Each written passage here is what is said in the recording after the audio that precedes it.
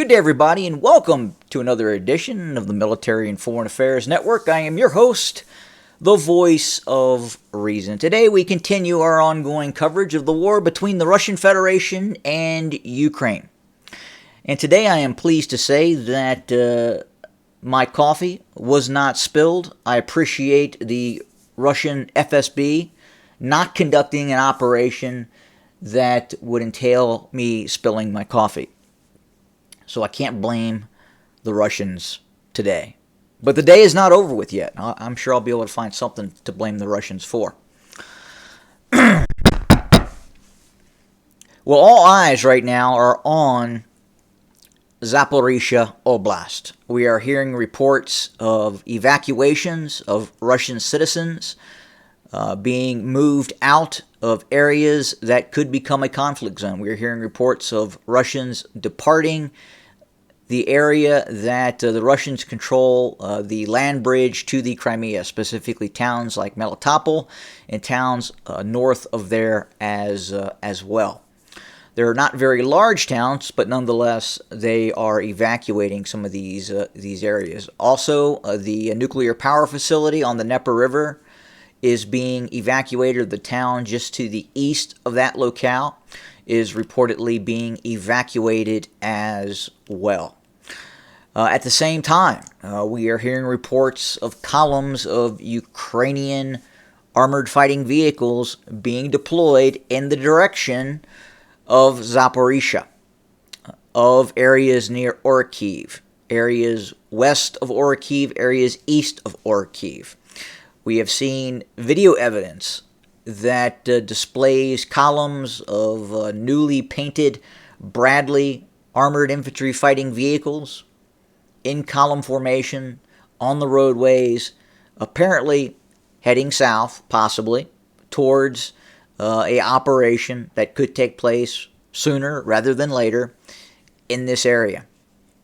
So what units are currently deployed?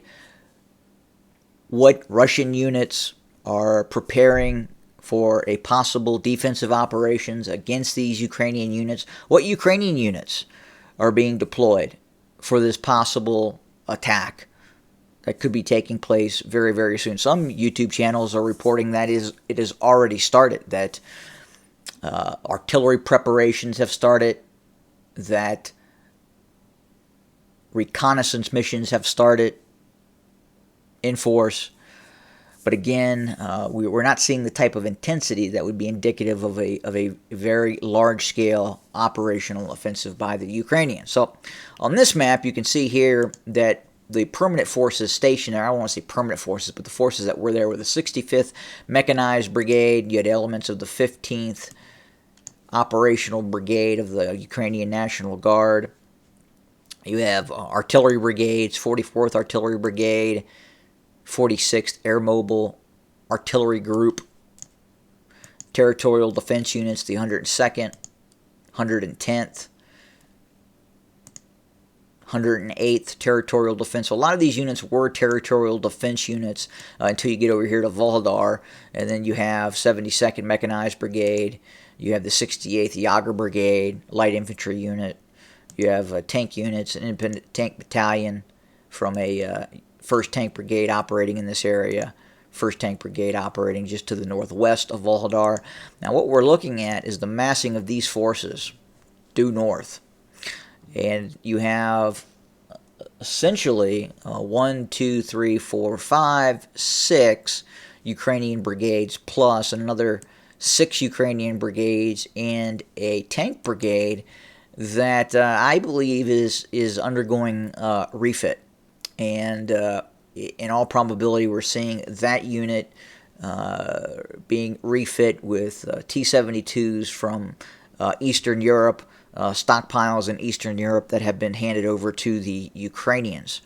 At the same time, we have to look at the Russian situation.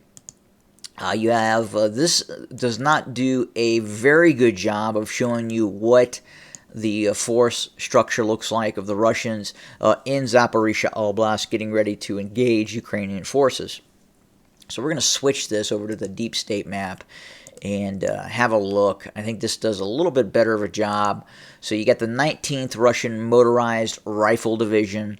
That is the main unit that is going to provide defensive operations, possibly counteroffensive as well, in this area at some point. To the northwest, you get the 37th Separate Guards Motorized Rifle Brigade. You've got this unit, a motorized rifle regiment, the 70th Motorized Rifle Regiment, the 503rd Motorized Rifle Regiment. Now that could be part of the 19th. I'm not gonna pull up the structure of the 19th Motorized Rifle Division right now. The 177th Separate Regiment of Marines, and we go back to the east here. You got DPR units. You got Wagner units. The 429th Motorized Rifle Regiment. You got the 5th Separate Tank Brigade, again, a fairly large maneuver unit. And then further towards the nuclear power facility, that again is getting a lot of attention right now. There's talk of a possible nuclear incident taking place. And yeah, when you start shooting heavy artillery at nuclear power facilities, you tend to have nuclear incidents. 83rd Separate Guards Air Assault Brigade. So the Russians have placed a fairly capable unit in defense of this nuclear power facility. Again, is it the entire brigade of the 83rd Separate Guards Air Assault Brigade? Hard to say. It is a VDV unit. Probably a better quality unit. You've got National Guard units there. I believe that is a Chechen National Guard unit. And then another National Guard unit as well. And some of these Russian National Guard units are very capable forces in their own right. Again, the Russian National Guard is a full-time force. We've seen Chechen Special Forces units, Spetsnaz units operating in the campaign. There are also special operations forces attached to the National Guard as well, which are very, very capable forces. So again, that kind of sums up the situation on the ground. We know that there are multiple lines of Russian defensive areas in and around Zaporizhia. We know that the Russians have been digging in and preparing for what could be a very large Ukrainian counteroffensive. Now look, the Russians have spy satellites. They do have capabilities to see what the Ukrainians are doing, and that at least it appears that the Russians see something. And that is why we are seeing the evacuation of some of these civilians out of the areas where the fighting could uptick. And it's very apparent that the Russians believe something is going to occur. Could it be a ruse? Could there be an additional operation someplace else? Could we see an additional Ukrainian operation in the east, in the Donbass? Difficult to say. Could this all be a ruse? Could the Ukrainians be attempting to preempt a Russian large-scale offensive in the northeast of Seversk, northeast of Sloviansk and Kramatorsk? Is it possible? Yeah, I think it is. Again, deception, misinformation is what you do in war. But it is looking more likely than not that the Ukrainians are preparing for some sort of very large operation in the direction of Melitopol. I believe that the Ukrainians, its Western partners, United States, other NATO nation states, would like to see the Ukrainians launch a very effective counteroffensive with the goal of seizing control of Melitopol, cutting the main roadways to the Crimean Peninsula, possibly moving all the way to the towards the Black Sea, the Sea of Azov, this area right here. Now, is that going to happen? I don't think it is. Now, could I be proven wrong? Absolutely. But again, I don't think I think every capability the Russians have are going to be expended to prevent the Ukrainians from reaching the Sea of Azov, from taking Melitopol, to include, yeah, you guessed it, the use of tactical nuclear weapons. I think the Russians are that serious and not going back to the status quo, where you were seeing water being cut off to the Crimean Peninsula and crop failures. I just don't think the Russians are going to go back to that place. And again, I think the Russians will use every conventional avenue that they have. It'll be interesting to see if the Ukrainians, without real air support, without air supremacy, with the Russians having the capability of flying sorties of Su-25, Su-24, Su-34s, Su-30s, Su-35s against Ukrainian forces, and Ukrainian forces would be successful.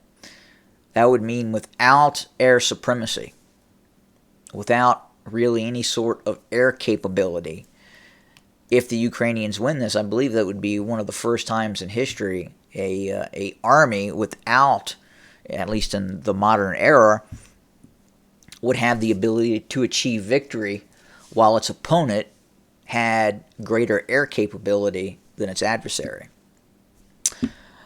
But again, this is all hypothetical. None of this has happened yet. We've not even seen a real large-scale offensive take place, but we're watching very closely.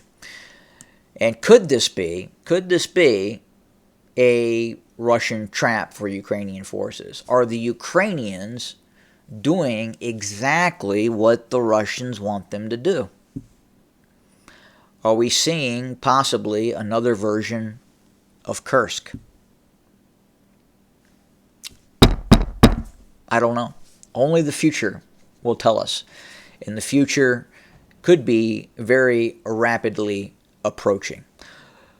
It has been great conversing with everyone. I appreciate everyone who has joined us today. Have a most pleasant Sunday, and we will talk again very, very soon. Hope you enjoyed the program. More to come. And as always, have a good day.